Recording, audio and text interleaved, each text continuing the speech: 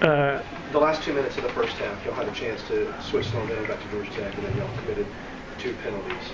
How did that affect the team coming out? I mean, that doesn't affect us coming out in the second half at all. I mean, if we hold them to a field goal there or get off the field, that'd be great. But, you know, just doing silly things, you know, spur of the moment type of things, you can't take back once you do. You know, you might not be the guy to initiate it, but if you react, you're always going to get caught. So, you know, Pat definitely made it, you know, felt like he made a bad decision, but you know what, you just got to flush it and play the next play. And, you know, we came out the second half and played pretty good on D, so. Did you talk about the fumble recovery? Oh, in the end zone, yeah, touchdown. I mean, this is a lucky play. You know, they bad snap and fortunate enough that someone jumped on it. What did Clemson do that gave you the most trouble on the first time? They really didn't do anything we didn't expect them to do, I don't think.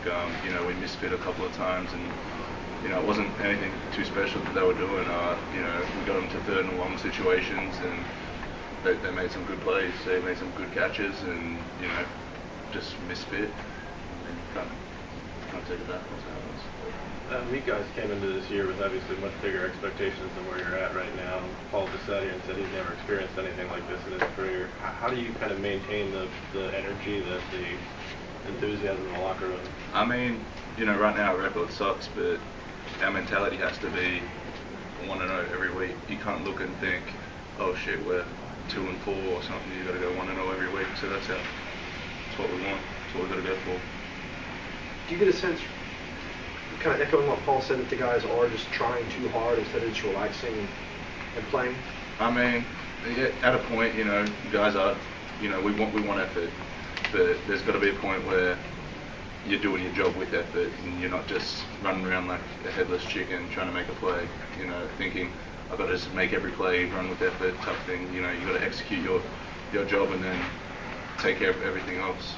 So. To what degree do you feel like that's part of the problem the guys are? That's everything. I mean, guys need to do their assignment, handle your job, and then make a play when it's there. It's your play to make in your gap, and everything else is extra. So you know, you got to play with effort, and then go on to the next thing. And once that play's done, you got to flush it and go to the next play. You can't think, oh, I might have messed up on the previous play. It's going to sit with me the rest of the drive. You just got to play the next play.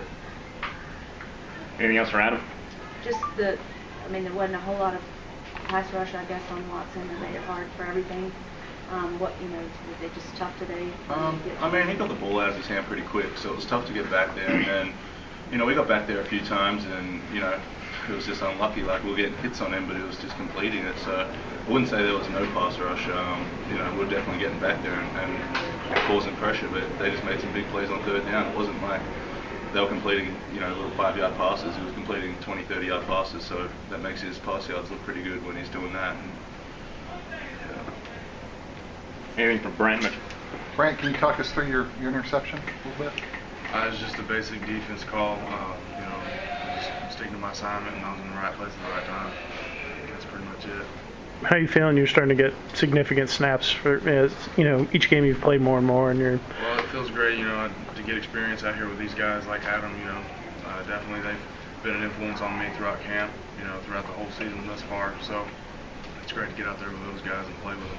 How often do you guys practice fake punt? I know you were like kind of lead blocker on that. We practiced it several times a week. You know, that was just a repetition right there. I mean, it's just a simple block and run it. So. Anything else?